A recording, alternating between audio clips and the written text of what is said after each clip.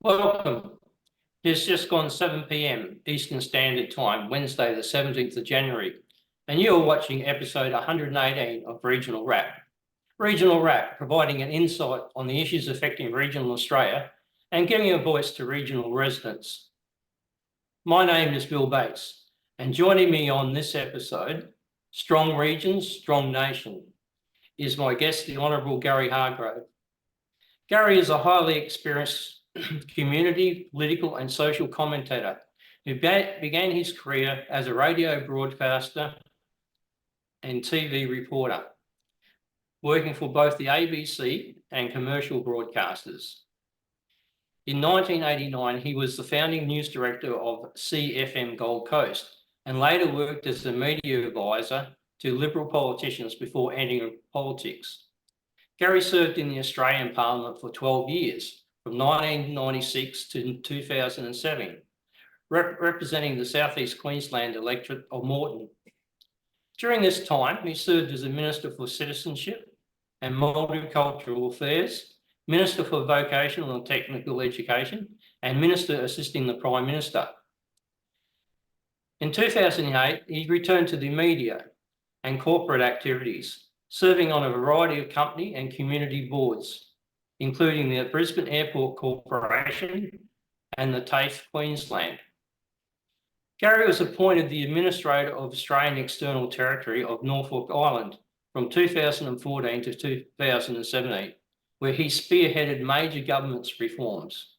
He is also the principal of Gary Hardgrave Group, providing strategic business advice, public policy mentoring, and directional services to business in the private sector and government space. Gary continues in his media work and is a regular commentator and presenter on Sky News. Welcome, Gary. G'day, Bill. Great to be here with you. It's great to have you here. It's really a privilege. Maybe we can just start off with a bit of your background in regards to, I know you were born in the Sydney area, south of Sydney somewhere. So if you can give us a little bit of a family relationship in regards to where you started off and how you got to become a Queensland boy. I myself come from Western Australia and have only been in Queensland for about 12 years, so I'm a newbie too. Oh, well, my family first moved into Queensland in the 1840s. The Hardgrave family arrived as amongst some of the first free settlers, and John Hardgrave was the sixth mayor of Brisbane, or sixth or seventh mayor anyway, was back in the 1870s, 1880s that all took place. And so my family's been around Brisbane a long time. It's just purely by the intervention of World War I that brought my grandfather, who'd been born in Brisbane, down to Sydney for a little while, where he met my grandmother and lived there for a few years. And my father was born there. I followed, obviously, a few years later. And but we all moved back, and we've been back in Brisbane, including my late grandfather. We all came back in the early 1970s. So yeah, absolutely born in the southern suburbs of Sydney, in the Shire, as they keep talking about it these days. But it's just where I grew up. But been in Brisbane now, again, 53 years is where my family's been, and we're glad we're here. Oh, very good. In regards to this interview, the catalyst for my contacting you was the review of regulations on the salmon farming in MacArthur's Harbour, yeah, in Tasmania. And it's been quite a successful venture for probably 2 decades now. I mean, I think most of us have been eating tassel salmon and that out of there for years, both in the packet version of the smoked product and also the fresh fish version. Sure. And then now suddenly there's concern over the well-being of a particular species of skate, which there's about 200 different species worldwide. And suddenly there's been an activation through the court system to have that farming reviewed. Well, Bill, it's pretty typical of what's going on in government. We have a lot of book-learned people who are now, as you say, activating. Activists is what they are. I mean, the Weather Bureau is a great example. They've got two branches, one that actually tells you what the weather is, and the other branch which controls the Weather Bureau, which says we're going to harmonise and activise the whole climate landscape by building a narrative of climate change destroying the planet before our very eyes. So you got a lot of people who just want to be activists these days, and I just wish they would trust people who are on the land. And by the land, I mean those who are in our waterways and our estuaries. They always leave something for tomorrow because that's just the nature of what they've inherited themselves. And they're the best environmentalists. But we've got a lot of book-learned people who've come up with all sorts of other ways of doing things. And their arrogant belief is that it doesn't matter what you think is the way to get to it. This is what you have to do. I think everybody in Australia is suffering because we've got to fill in forms and pay a fee every time. And we just keep people who are managing our misery engaged in our lives. And we have too much control over our everyday lives. And I just hope it stops. The salmon example is one, but there's plenty of others around this country that we find almost on an hourly basis. We've got to have a big rethink about how we want to run this country and why we're running it. The other thing is, of course, these triggering of activists into the courts. Actually, it's enabled by the government. The government actually has a department that allows people to come to it, and they'll basically help them prosecute the case against the people, the state. You know, even if you look at the logging in West Australia and Victoria in particular, the reason that both McGowan and Andrews said they threw it in and voted to stop logging early was because they couldn't afford all the court cases that were going on against logging that they had to defend. Not that they are really interested in defending in the first place, but they enabled those court cases to happen by funding these people. And the worst part about it is, where are we going to get our jarrah from? Where are we going to get our hardwoods from? Where are we going to get our salmon from, frankly, if we're not growing it here and using it and manufacturing things from it? The answer is overseas. And you've got this sort of mindset amongst some who think that cows give milk. Cows don't give milk. You've got to go and actually win the milk from the cow, you know, in a certain relationship. You've actually got to put effort in to get the milk out of the cow. It just doesn't sit there and say, hand me the bottle, I'll fill the next one. And so you've got a whole lot of kids these days, and they are generally kids who have been manipulated by people who are just hell-bent to just change the way our society operates. I mean, Australia should be standing on its own 2 feet on everything. We should be making everything. We're resource-rich. We have the capacity, certainly in the past, with the cheapest electricity in the world. Now it's amongst the most expensive. We have the capacity to make everything here. And you could reminisce and think about all the times and all the things we used to make in the past, the innovation that came from making. That's both on the land and also in our manufacturing sector.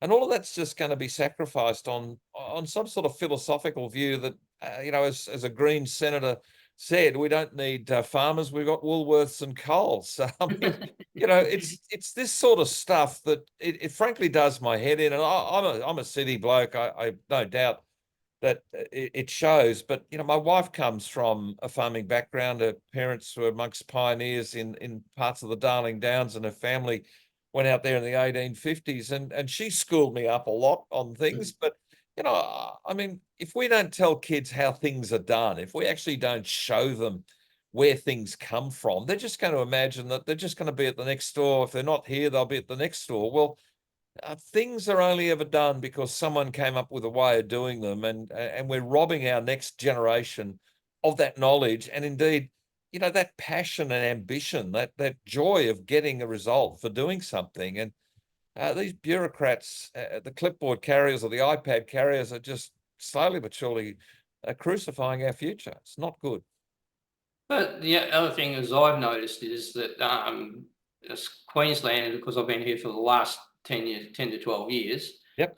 The infiltration into the bureaucracy of people who come from the WWF, Yep. either as chairman or the Australian Conservation Society or the Marine Society, Conservation Foundation, you've got a number of those people who have come exactly in from those areas and taking up positions, even as high as chief of staff of the environment minister. How can you possibly have a reasonable judgment of an issue in the environment if you've got people with a predetermination that the environment's sacrosanct and humans need to be, kept out of as much as possible? I mean, you're experienced in the way of the world as far as politics and dealing with bureaucracy. Isn't there some mechanism we can sort of not allow people who have these sort of ideological backgrounds to be major players within the departments? Well, they're hired because someone hired them. They're hired because somebody weaker up the food chain in a management sense has said, oh, well, I'll get that person in. They're hired because the political will has said, oh, we need to look like we're concerned about this. But the fun part is that in the Queensland state bureaucracy, for instance, the Green activists that are probably going to rob the state Labor Party of seats at the next state election, and indeed rob them of seats at the last federal election, they're all in the main either employed by or near somebody who's employed by the Queensland government. So they've hired so many activists. They've now got activists working against them. And, I don't mind having a range of views at work. I don't mind people saying, what if this happens and what if that happens? But unless you've got that practical ambition that most people can be trusted, so let's let people get on with doing the stuff they need to do in order to make the money, to return on their investment, hire other people, grow an industry. But if they muck it up, there's a consequence. I don't mind the rules, but it's not completely laissez-faire with me. But the lack of political will is the problem. And frankly, both sides of politics have got to look long and hard as to the slippery slope that we're currently on, because we're all getting a bit, well, I'm not, but a lot of people are getting awfully hoodwinked by some crazy belief that the planet's boiling, according to the United Nations boss. The World Economic Forum are meeting right now, and they're planning a reduction in carbon, and human beings are made of carbon. So what they're really doing is planning a population decline for the world, which suits people who are in the elites. But there's something perverse with people flying their private jet to meetings in Davos or Dubai. They fly there in a private jet and then tell us why we can't drive our car to work. I mean, it's just... we're falling for this. We've got to vote it out of office or else we're going to suffer. That's how I read it anyway. Do you think the voters have to endure a lot more pain to maybe wake up and say, well, maybe I better do a bit of research myself, make some more other judgments than just what I've been spoon-fed from the media? Do you think there's any hope for the ordinary voter out there, or is it just we just need them to suffer a lot more pain and then say, well, this is not working, we need to do something else?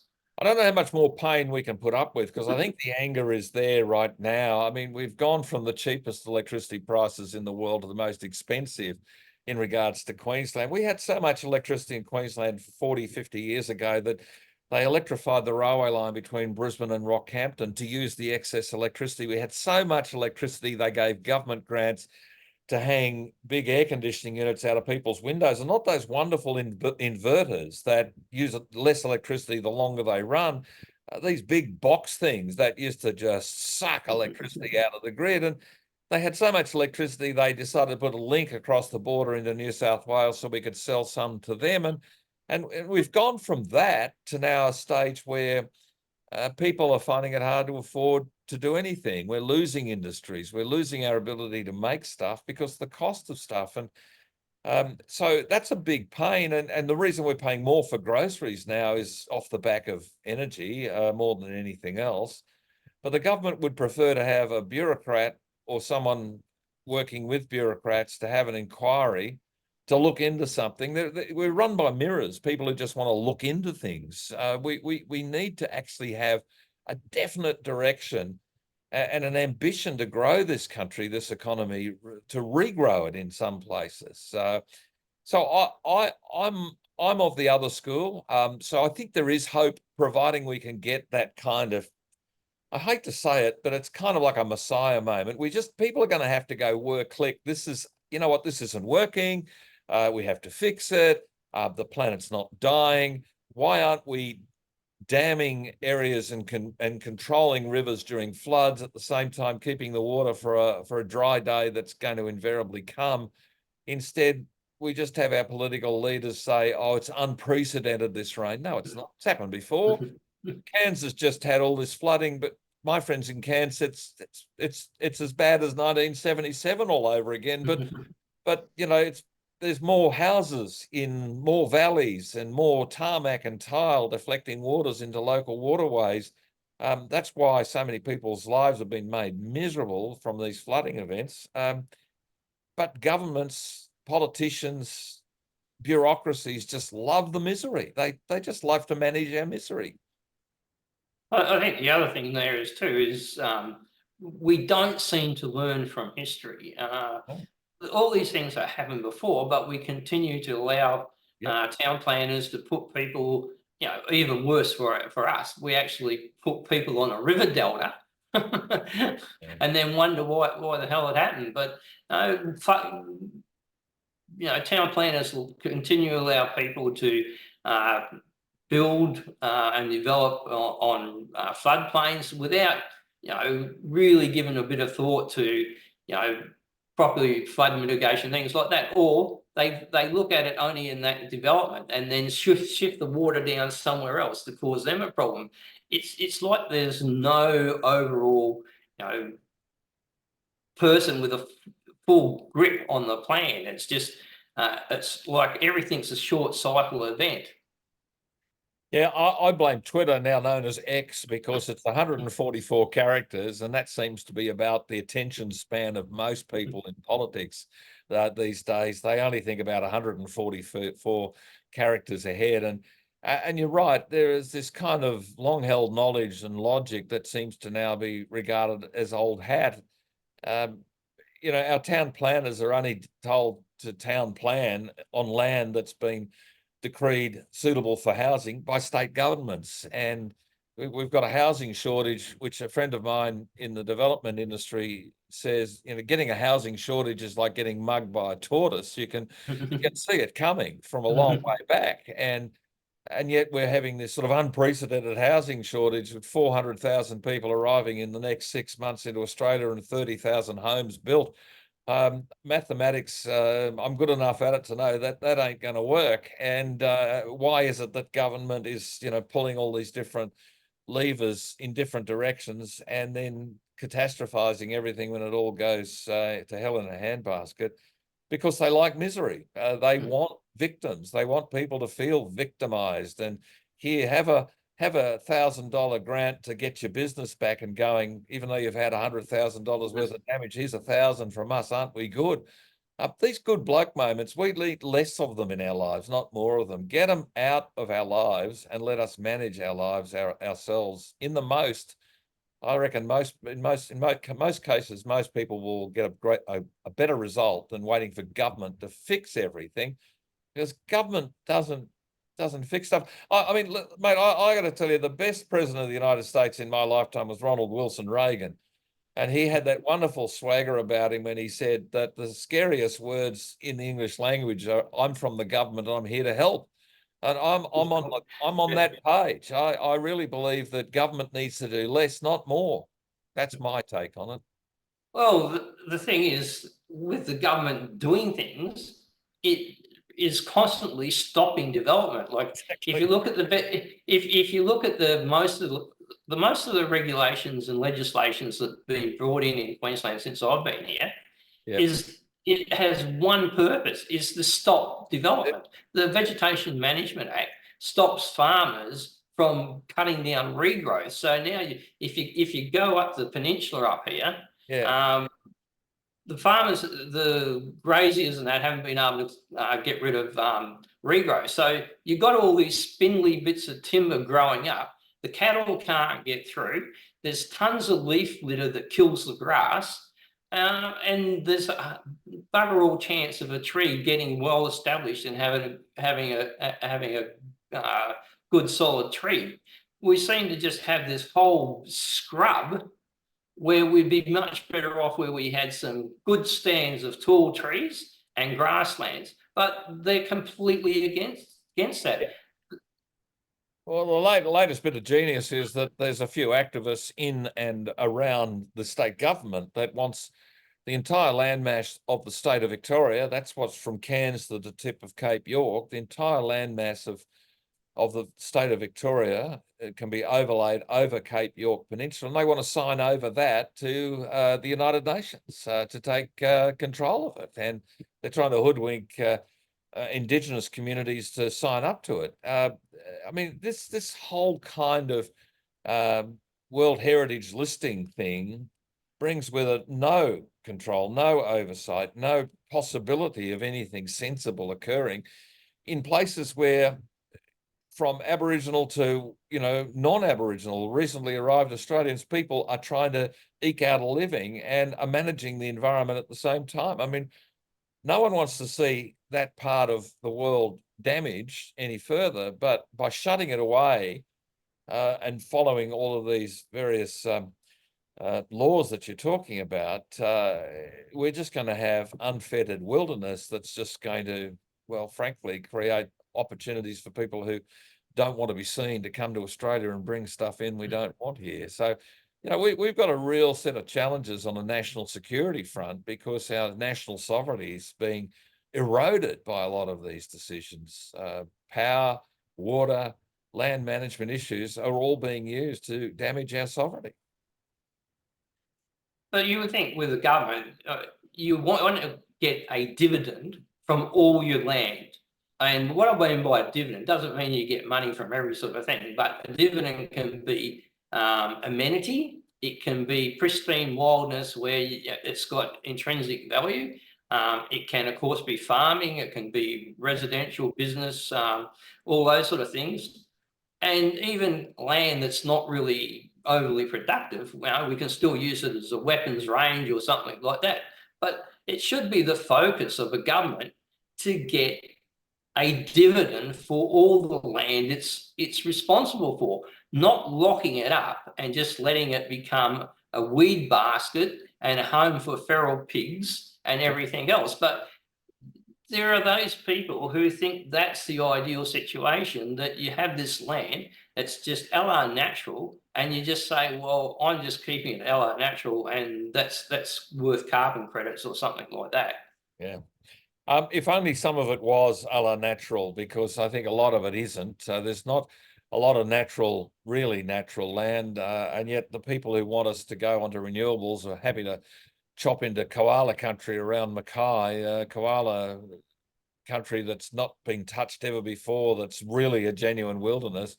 They've got permission to go in there and hack tracks into that to put up 300-foot tall wind turbines. Go figure. But there's plenty of other places that have got feral weeds, as you say. Feral pigs are one thing, but feral cats is the other. I mean, all around Australia, there's something estimated to be 25 million feral cats in Australia, and they are so endemic that they're wiping out bird species, natural life, small animals, small reptiles being wiped out daily, nightly, as we're talking right now in parts of Australia because of 25 million feral cats. So, there's a lot of reasons to manage our land properly. And if we are just handing over something the size of the state of Victoria, Cape York Peninsula, to the United Nations so that we get a pat on the back and another attaboy as somebody visits the United Nations headquarters in New York, there's something wrong here. So you're right, we have a responsibility to get things out of our land.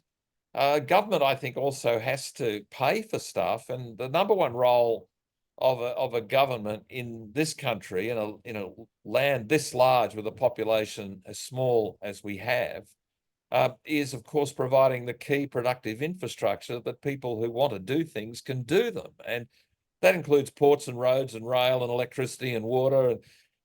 These things have not been provisioned as well as they should be. They cost money, but a failure to do it properly, well, is an economic failure in the making, and I think then a national sovereignty failure, because if we're weakened economically, we can't defend ourselves, we can't feed ourselves, we can't even reliably turn on the power. You know, we have a real dilemma in this country, and people just have to wake up and understand that our national sovereignty is at risk right now. Australia is being forever changed before our very eyes.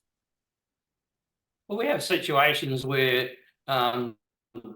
governments of all colours are pushing more and more. Well, we're going to acquire more land for parks and forests, state parks, state forests, and national parks.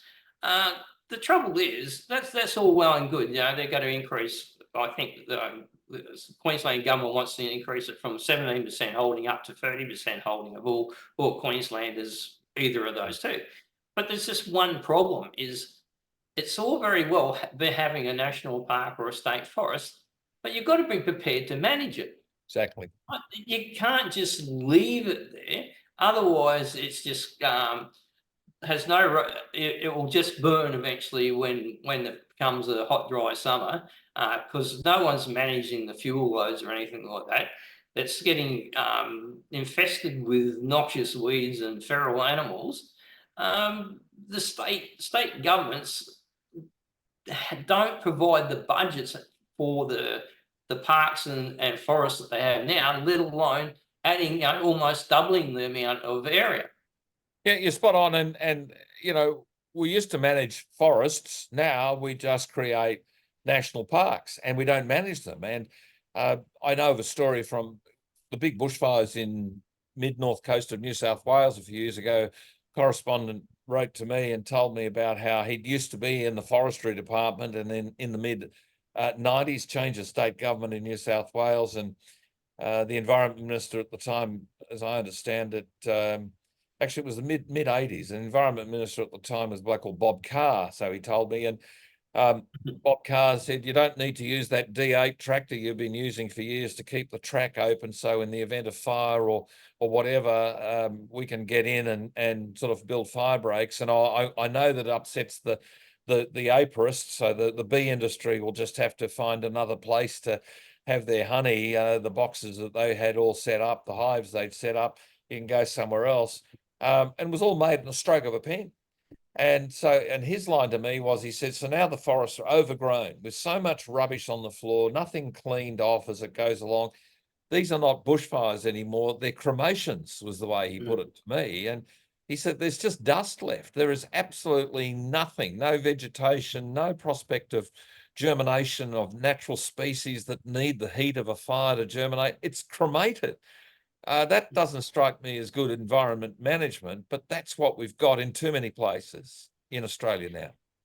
Well, the thing is that they push loggers out, and once you push the loggers out, well, then there's the workforce that provided those access roads, also provide the firefighting auxiliary sort of service when it was needed, also kept the management of the land fairly tight. But we used to have a system where a lot of the experts actually were used to live out in the field. They were in regional centres. You know, we used to have agricultural stations, and we used to have forestry stations where people went out and trained, and they got their expertise, and they did 30 or 40 years of their life out in the thing. Now, those people, there's people like Bill Woodward who, you know, put a brilliant submission in for the Vegetation Management Act, and he had 40 years experience, and he had all the documentation. He had photos going back to the turn of the last century, you know, and what things were. They had something like 712 submissions. They had all these town meetings, and not one word of the Vegetation Management Act got changed. They had no intention to take any notice of any experts who had a history and had that experience of being out there.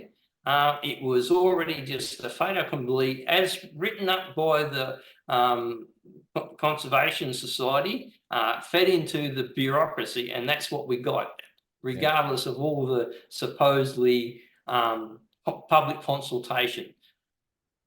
Yeah, no, it's just being seen to humour people with a different view. It's about keeping people who aren't directly affected by the consequences of these decisions seemingly happy, comfortable in their bed at night, and their imported sheets from with imported wool blankets, imported timber bed, thinking, well, we don't really need these industries, so we'll just know that that's nice bushland, that'll be okay.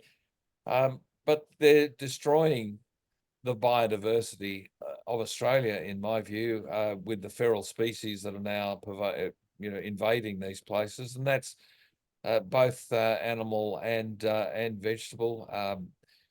The number of things that farmers have to do in order to keep their land viable is then damaged by critters that come out of these forests in the middle of the night, and then also equally, their land gets damaged by seeds that are blown from these forests as well. And so there's a lot of reasons why we need to have a better approach. But the mindset really is we don't need to do that anymore. We'll get it from somewhere else. We don't need to do these things. We'll just dig stuff out of the ground if we really have to, send it off to somebody else. They can do the hard work and we'll just enjoy the happy days. And Australia's never been built like that, and yet that's what they think is our future. I know we get called the lucky country. I say we're lucky to get away with being so lazy. Well, but the other thing is too, if we want a better life for everyone in Australia, we've got to grow the pie. And there's no indication whatsoever we're even interested in growing the pie. If you look at the whole energy situation, it's basically now focused on importing all these turbines and solar panels. Yep. That we've got to pay some foreign country and enrich them. China's Pay the some have them installed, covering hundreds and hundreds of square kilometres of valuable farmland or forest and that. And then the other thing is, what's really scary is after 20 years, you have to do the whole thing over again because they're all had the bomb. So we won't have the money to keep buying or cycling these things if we don't grow some sort of part of the pie ourselves. Look, I don't know. They have no plan about where they're going to bury the broken wind turbines, and they do break, they fall apart. They're covered in polymers that keep their blades together. They tend to be of lightweight material. Some say it's of balsa type material, but polymers hold it all together. The polymers leach through dry and wet weather into the ground. It makes the ground that falls on unable to produce any food anymore. Same is true for the solar panels. You don't want solar panels in agricultural land because that land will take a long, long time if it ever comes back. And again, they break down, one big hailstorm and they're gone, and you just don't know where you're going to bury those as well. The building of those wind turbines, some of them 300 foot high, involve 30, 40 feet deep, thick concrete. And the carbon footprint, if you like, of making the concrete's pretty amazing, let alone the towers these things sit on. I mean, you got to wait a long time to get permission to do basic stuff on your land. But if you want to stick up a wind turbine, they are given a green light and a fast way in, and they'll just take over your land. And I've heard these stories from all around Australia where our countryside is being polluted by this visual rubbish that frankly only works when the sun shines and the wind blows. This is why I think Peter Dutton's idea of having a proper grown-up debate about nuclear is good, because look, the two elements we need, apart from the connectivity between us, which is road and rail, the two elements we need is cheap electricity, and that comes from nuclear in the medium term. In the short term, it's better use of our gas. We're the Saudi Arabia of gas in the world, yet we pay a lot of money for gas. We pay the world price for gas instead of the cheap price. We could be, generating electricity off gas like they do in WA all along the East Coast, but our East Coast gas market is geared around paying the international international price instead of the homegrown price. Could you imagine people in Saudi Arabia and the Emirates paying what we pay for the oil in petrol out of the ground? No, I wouldn't have thought so. They pay like 20 cents while we pay $3.20, and you know that we're just crazy. But the other thing we need is water. And until we actually find ways of controlling our water that flows out to sea, I know it's a natural process, but in all seriousness, without water, nothing happens. So water and power and connectivity, they're the things that are needed. And we should be able to do this in a canter, but I think we just thrown our hands up in the air and decided, oh, we better keep people in Geneva and New York and Davos and Brussels happy because we want them to say, oh, you Australians, you good people, you. Meanwhile, they're all enjoying nuclear power. We're sitting around paying all this money for coal-fired power because they've made it expensive. It used to be cheap. Now they've made it expensive. So, Bill, I'm terrified about where we are right now. We've got to get out of this. We've got to get out of it now. But it doesn't seem that there's any way in the mindset of the politicians that we've got. I mean, if you look at if you look at ATC and Mr. Pocock, and you like he sells us down the drain every step of the way for the green gods, Sure. then anyone who wants to sort of think about a dam, and here's the rub. We've been chasing a dam in northern Queensland for a long time, in the Cairns far north region. The Linga Dam was on the books. Now, the government decides on a cost benefit analysis, and it worked. What it worked out is it wants a return within 30 years. So it works out the cost of the project and how much water it's going to hold and how much they can sell and get that return in a mere 30 years. And that makes the water something like $3,500 a megalitre, which is, of course, uneconomical. So they turn around and says, the business case doesn't stack up because we can't get the return of money. Now, whoever built a dam with the intention of getting your money back within 30 years, it was there to provide development and growth for your population. It's ridiculous. Yeah. Well, when I was a little kid in Sydney, I went to Warragamba Dam about 1964 for the first time, and Warragamba Dam was pretty well, still getting the paint drying on it at that point. It was a revelation, Warragamba Dam. It wasn't the first dam, but it was a big dam in Sydney. They used to get their water from a little bit further south before Warragamba came along. It was also meant to provide flood mitigation for the Nepean Hawkesbury system. And it does do that, except they want to lift the size of that wall up another 20 or 30 feet because that will create all this extra volume. But 1964, so 1963, 60 years ago, Sydney's population has somewhat increased in 60 years, but the water supply hasn't. Brisbane's the same. Everywhere you turn, look, they stack up a business case to suit the outcome they want. And the question I think that needs to be asked, and I remind this to my many political friends, is I think the big question we got to ask is this: what is the cost of not doing it? What is going to be the cost of not getting cheaper power into our grid now? Well, the answer is we're going to be importing more cement dust manufactured in China and other places because we can't afford the electricity to dry all the elements, the silica and everything in cement to a point that it triggers the chemical reaction when water is added to it. Why are we having to import windows and more parts of building houses from China and other countries? Because we can't afford to make it here. So there is an answer for not the cost of what it is to do it, but we've got to come up with the answer for what the cost of not doing it looks like. Bill, we've got the 2032 Olympics apparently coming to Brisbane. We've wasted over 900 days since it was awarded, so 3 years has gone by. Not much has happened. July 1 of 25 is the beginning of the usual period that you're given, the notice period you're given for Olympics. So you're normally given about 7 years. So July 1, 2025 is the end of our grace period. I don't know whether we'll see any real plan in place by then. But right now, the question I ask is, where's the water to fill the swimming pools coming from? Where's the concrete and the rock to make the stadiums coming from? Because it's 8-year lead time to create the quarry, to crush to pull the rock down, to crush it, to turn it into cement.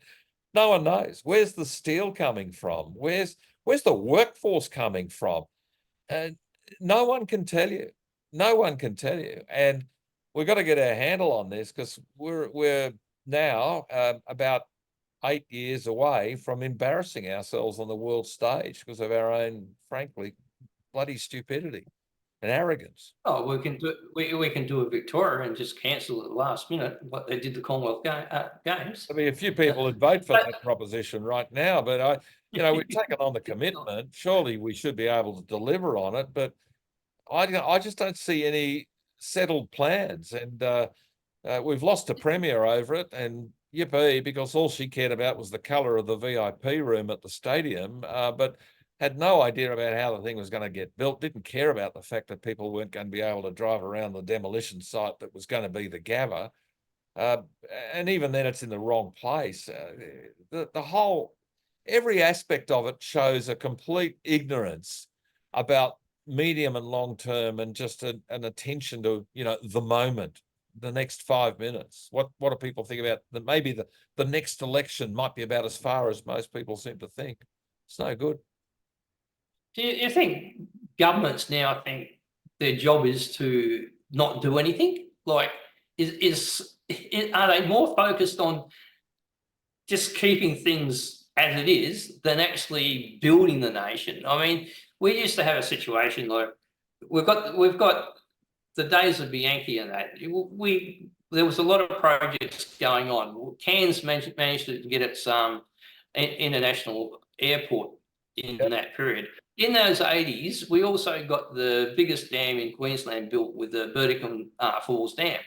Now, those people, when they planned that, they had the foresight to reserve additional land for the flood area, and a plan for a stage 2 as North Queensland grew to put that wall up an additional 14 metres, plus put a spillway in and install at least a megawatt of hydropower. Yep. Now that's forward planning. Now you get to the day. Now that is a shovel-ready project. I mean, you don't have to do a environmental study, because everything is already set, bought, and that. You could start that project within a matter of weeks if you decide to fund it. But no, we've got a situation now that Sun Water has decided, yes, Townsville needs a bit more water. What we'll do is increase the height of the Burdekin Dam wall by 2 metres. 2 metres, and that is the bastardisation of that dam. That means once that is installed, you cannot add the other 14 metres on top. It kills it. Now, since it beggars belief that you have people have the foresight and vision, 20 or 30 years ago, and the people of the day don't even act on their vision. They actually want to, bugger it. Yeah, and that's really what they're doing, because they don't care what the past was. But you're right, the Bjelke Peterson years, and I had a conversation with Sir Joe in his very late years, and I said, I used to love some of the stuff you did, and some stuff used to drive me crazy. And he honestly said, don't you worry about that. He really did. But, and somewhere around here, I've got something he signed for me that day when I saw it. Wasn't a brown bag, was it? No, it was a cap, actually. I was with the famous Dean brothers, who they're friends of mine, and so I got an autograph from Joe on a Dean Brothers hat. There you go. So it's pretty good fun, isn't it? But the thing about Joe, looking back at it objectively and with a little bit of academic stewardship, just trying to analyze it, is that it was always about where we're going. So when he said, don't you worry about that, it was like, I'm taking you on a journey. And as I said, there were a few people who did some naughty things in and around that government, and they got caught Mind you, I think there's plenty of people doing naughty things in and around government since that seem to know how to hide their tracks a bit better. But the "don't you worry about that" line was kind of like, I'm taking you somewhere, come with me on a journey. That's basically how a lot of people interpreted it. And they said, well, Joe might be this and there might be that, and he might be cracking down on street marches and all this sort of stuff, whatever. But what he's really doing is he's trying to build a bigger, longer term Queensland. And it wasn't about him being premier. It was about where he was trying to take the state to. And I hope that we see this emerge through this election process ahead of us, where it's not about who is the premier. It's not about the next election. It's about the next generation. And I think Queenslanders are ripe for that conversation. I think Australians are ripe for that conversation. But land and water management is the responsibility of state governments. And if they don't want to do it, they won't do it. Don't you worry about that. Their "don't you worry about that" is just go away, pat you on the head, and they want to keep their inner city, latte sipping greenie mates happy at the expense of the doers, the people who want to be productive and pay the bills. And Do you also think the state governments have got lazy by allowing the federal government to sort of get involved in what was their separation of powers? I mean, the Murray-Darling Basin, it drives me nuts. Like, as if there's ever been a bigger debacle to steal water from people who can produce things and just pee it down to the artificial lake, freshwater lake in South Australia, talking about taking 3,200 megalitre a year water just to let it flood down the river and just get to Lake Alexandria and not be beneficial to farmers. Victoria's lost heaps of stock feed lots for their sheep. They've lost lots of fat cows. They've lost a lot of dairy because of the water allocation, and that's just Victoria. And when you get into New South Wales, you've got to look at the rice growers and everyone else on that river who are suffering because some idiot thinks a KPI of putting fresh water into Lake Alexandria is the be-all and end-all. Yeah, well, they're 100% wrong. And I don't pretend to be a hydrologist or an expert on it all, but I have spoken to people who've been born and raised in places like Broken Hill. A chap who's in his 80s, he tells me. He seems a much younger bloke than that. But he said to me, parts of that whole Darling River system, from a biodiversity point of view, actually need to be dry. That the natural habitat relies on it being dry for some of the time. And to cycle through, it should be cycling dry. And the Murray River never ran constantly. Like, if you go back to history and the paddle boats, there was heaps of periods where they could not get up the river. But now they reckon it's got to be in full flow all the time, and it's overbank flooding that is actually killing a lot of the biodiversity, and it's also fouling up the river. But absolutely, every one of these bureaucrats in Sydney, Melbourne, and Brisbane, Canberra, are just fixated on putting more water down the drain. We have a rice industry that's one of the world's best in an artificial delta we've created through the Murrumbidgee irrigation area off the back of the Snowy Mountain scheme. So, it's the most irrigated part of Australia, I guess. But Lake Alexandrina, it doesn't necessarily have to be filled with fresh water all the time. That's just a nonsense. Because the amount of water that's now being forced into that river system means that when it does rain heavily, as it's just done in northern Victoria, it banks up and it floods over other people's land.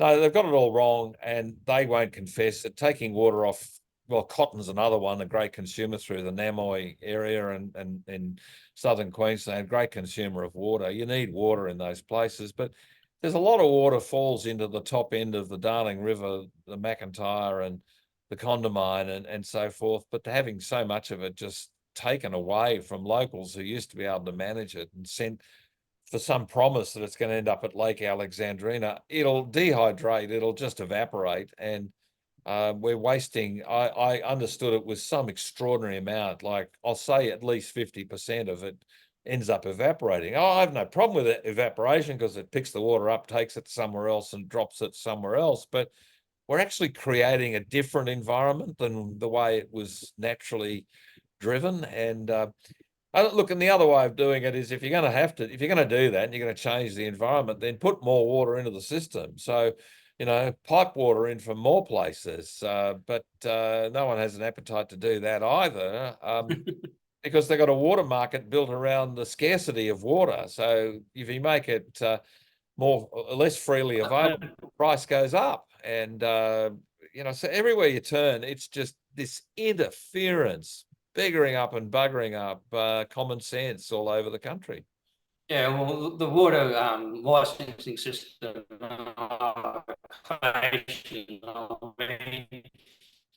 really, there's no way, unless you're the only ones that should be able to have allocation, not as a commodity. That's become ridiculous where they've made water as a commodity. So people somewhere over, some hedge fund over in Canada or pension fund owns water allocations, and they've got nothing to do with farming or production of food. And the other thing that scares me is if you go and try to, all right, we've got to increase water, we've got to build another dam. Who are the people opposing the building of that dam and lobbying against it? Is that the people, in Australia, or is that the people who hold those licenses overseas, influencing, make sure there's not plentiful water because it hurts their bottom line? Yeah, no, follow the money, honey. That would be my view. But, if I had a dream about this, if I had a vision about this, I'd say that I think every rural producer should have a big spigot that sits at their front gate of their property. If their property is a million square miles or whatever, however it might happen to be. But there's a spigot at the front. There might be a meter on it and says, but if you need water on your block, there is water there. In other words, we actually have stored water and we're distributing water in a way that sees it as a valuable commodity to grow stuff. The reason I say that is that we currently feed 150 million people a year in this country. And our farmers are good at providing quality produce, and food and fiber for the world comes out of here, except it's only 150 million. And while we might only have 25 million, there's 150 million people fed a year. So imagine if you had water where and when you wanted it. Imagine if you had more water in more places in the beautiful brown soil plains, and you actually could control that flow of water in way. And the best way would be through some sort of, piped irrigation or something that put the water where they need it. But imagine that we should be having a slogan that says feeding 1 billion by 2050. That should be the kind of climate target we should be aiming for. Well, that's the vision, but we don't see how, because up here we've got the Hewden, the irrigation system that they've been trying to get. Now that would open up a lot of land. And then we've also got lakeland that needs a small dam to help that as well. But the land's there. The know-how is there. I mean, it used to be Northern Australia was a problem when you're growing because you didn't have a lot of the expertise about the pests, the change of weather and all those sort of things. But we've got those sort of expertise. And we've also got varieties of vegetables and cotton and all that to cater for that. Yep. So it's madness not to proceed, but no one wants to. But just touching on what before we wrap up, renewables and their coverage across the agriculture land. In Canberra on the 6th of February, there's the Reckless Renewables Rally. There's going to be hopefully thousands and thousands of farmers turning up at Parliament to regional people to sort of protest and highlight the problems with these renewables things. And it's not just the wind farms and the solar farms, it's also these pumped hydro. I mean, it's sort of amazing. We can't get $2 billion to put the wall of the Vertican Dam up by 14 meters, and they don't want to even do it. but they can find $12 billion to build a pumped hydro system at the back of Mackay. Now, pumped hydro is absolutely useless. It provides no amenity. You can't use it for fishing because the water levels change between the upper reservoirs and lower reservoirs. The wildlife have got no idea what's going on, whether they're going to be dry one day or drown the next. It provides nothing as far as amenity, and and it doesn't really provide cheap power. So I presume Sky News might be covering that a little bit in this year as well. But I get your feelings on the basically the steamrolling of people in the regions, and it's quite expressed by a number of commentators on Sky News. Do you see any hope for people in the regions getting a bit of support in the coming future from maybe people in the city in regards to this swamping of their land? Well, look, the simple maths, as I understand it, is that north of the Tropic of Capricorn, 80 to 85% of our productive capacity as a nation is created by about 10 to 15% of the population. So in other words, 10 to 15% of Australians are creating 80 to 85% of our wealth, and that includes mining as well as agriculture. If we invest more into those regions, we're going to get more out, because that's why you invest. And again, the big question is, what is the cost of not investing? From a national security sovereignty point of view, we're very vulnerable in the north because we've got a sparse population, big land area. I know some of it is held up in Aboriginal land, but some of those people who seem to have a lot of say and sway over the use of those land, they don't live there. They live in high-rise apartments in Sydney and Melbourne. They've just seem to have earned the right to do a lot of the talking for people who live in remote areas. And people in remote areas in the Aboriginal communities, as I understand, want to grow their own vegetables, want to have their own bit of land, their own bit of Australia that they want to. They don't want the communist system of it's all collectively owned by a council. They want to actually own a bit. Like we all probably want to own a bit and care for that and nurture it. So is there an appetite for repairing it? I think there is. And I think there's a genuine growing anger, particularly in the outer suburbs of our cities, towards those who live in high-rise apartments in the inner city who think that they don't need farmers because Woolies is downstairs, So I think we've just got to keep saying it. And they can call us names. They can say we're the outraged people, and the reckless renewable rally in Canberra will be just, crazy farmers had too much time in the sun. No, that's just nonsense. These are people who are screaming out for help. We've got real hurt at a personal level in a lot of farming families, as some people find it all too much for them. And all I'll say to them through you is that there are plenty of us in the city who are as angry about it as those who are suffering in our regions. And we've got to count ourselves as a team on this and fight hard against it. Yes, there's more people jammed in our cities and different kind of things. But, Southeast Queensland, I talk about this a lot. Our rail system in Southeast Queensland was designed in the 1860s and built in the 1870s. And it's rubbish for the number of people that they could be using to transport people around on trains. It's rubbish. But how does Queensland Rail save money? They pull train tracks out of country areas and think, there you go, we're being responsible. So, there's a lot of dumb decisions that have been made over the last generation or so, and there's some more dumb decisions to be made in the next generation unless we change the people engaged in the decision making. And that's going to take a plan. I'm going to be part of the solution, not part of the problem. That's me personally. What Sky News does will be determined by each of the colleagues at Sky News. But from my point of view, Australia's worth fighting for, and our regions have got to be front of mind. My wife demands that of me, and I'm on her page, Well, 100%. Well, here's the thing. I mean, Sky News, the free-to-air Sky News that we've had, for the last about 3 years in Cairns, and there's a fair coverage across Australia in the regional areas.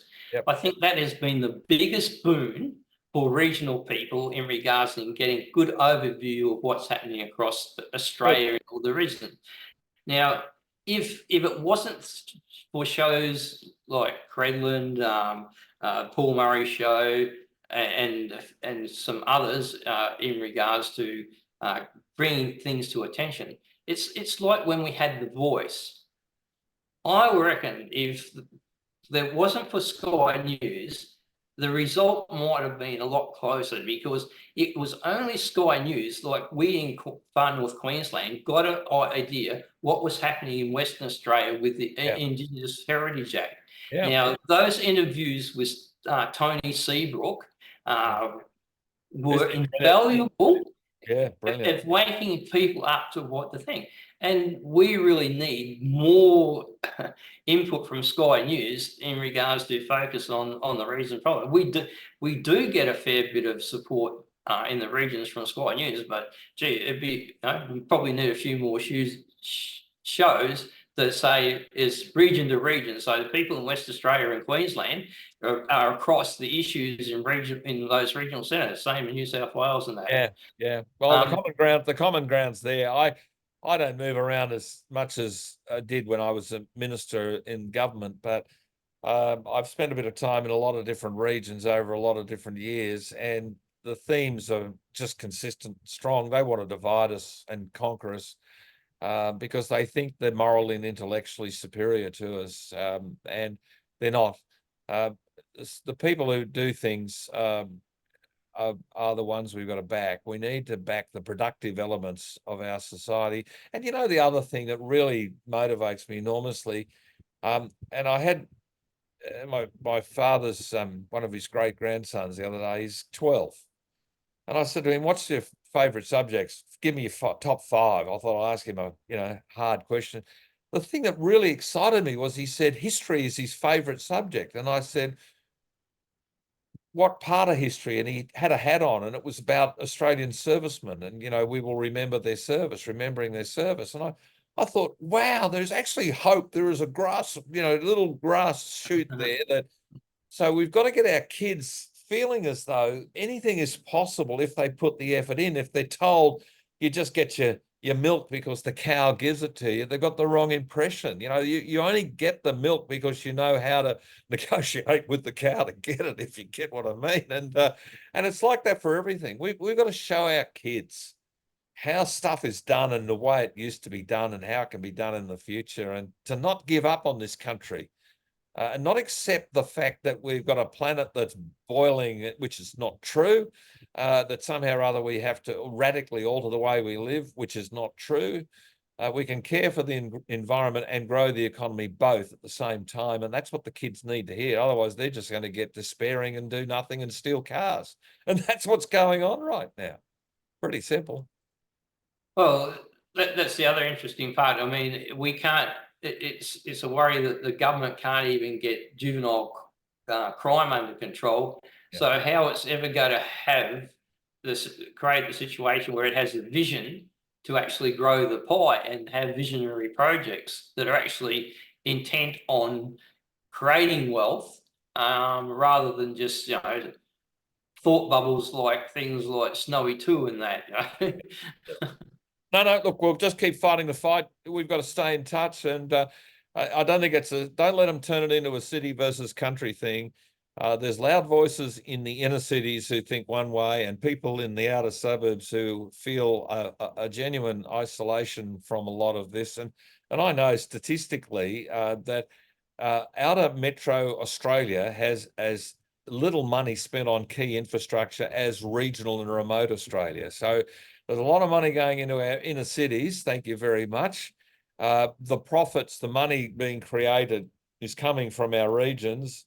Not much going back to it, but rather than lament that forever and a day, if we make our regions even more wealthy and create more wealth amongst the productive class, then we can all share a bit more of a bonanza. So we're going to make the pie bigger, and the only way we can do that is get out of people's lives and let people get on with the business of looking after themselves and their family. That's what I reckon, anyway.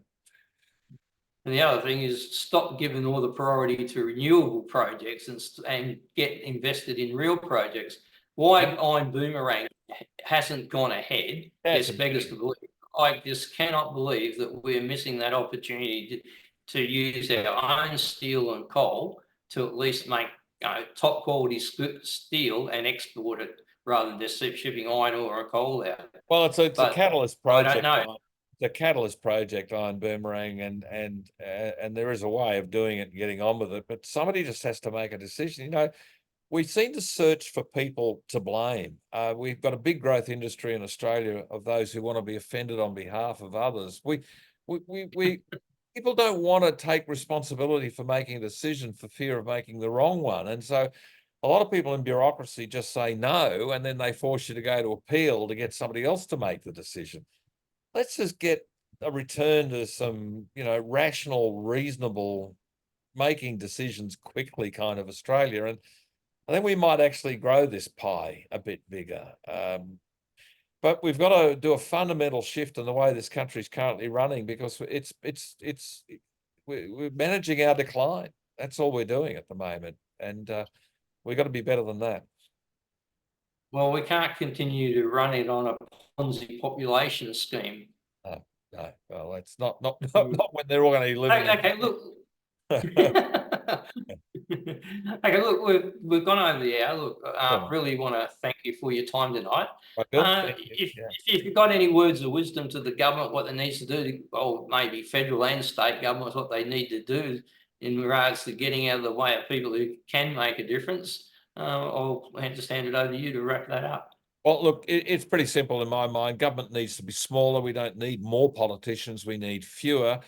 We can make them work harder. At the moment, everyone has to do much more with less. We've got shrinkflation in our supermarkets, where the things we bought last year seem to be smaller now, but at the same price. We've got efficiency dividends being demanded, cutbacks and all these things. Everyone's cutting back except the size of government. And so people are now governments are now searching for new ways to intrude and justify. And you've got a prime minister currently wanting to grow the size of the parliament bigger. I don't understand that. America's got a fair size Congress of 500 and something people, but they've got a population of 330. 330 million. I think we have plenty of politicians right now. Fewer would be a better part, and then maybe a smaller bureaucracy to accompany it. Yeah, so well, definitely less things to do and less interference in our lives. Oh, the trouble is what they do is they keep inventing legislation, and every time you invent the legislation, you just create more bureaucrats. Yeah. Let's have an inquiry in the supermarkets. Let's have a system. One piece of legislation in, 2 out, or something like that. Well, you're much more modest than me. I'd say 10 out, but 2 is. Yeah, well, we've got to start with little tiny steps. But if you could just hold on there, Gary, I'll introduce next week's show and have just chat offline. Come on, thanks. Thank you. If you enjoyed tonight's show, please like, share, and subscribe to our Facebook page. Also, subscribe to our YouTube channel. My guest next week will be Will Shackle. Now, Will is the founder of Nuclear for Australia. He's just a young pup, 17 years old, but gee whiz, he's managed to get a fair bit of media attention in regards to lifting the ban on nuclear energy. Of course, he also appeared in the Senate inquiry, but like all committees, it's a predetermined end, and we're not going to get a lifting of the ban. But there again, that's the usual thing for a committee from the government. So please join me next week and we'll have a discussion on nuclear energy with Will Shackle. Thank you.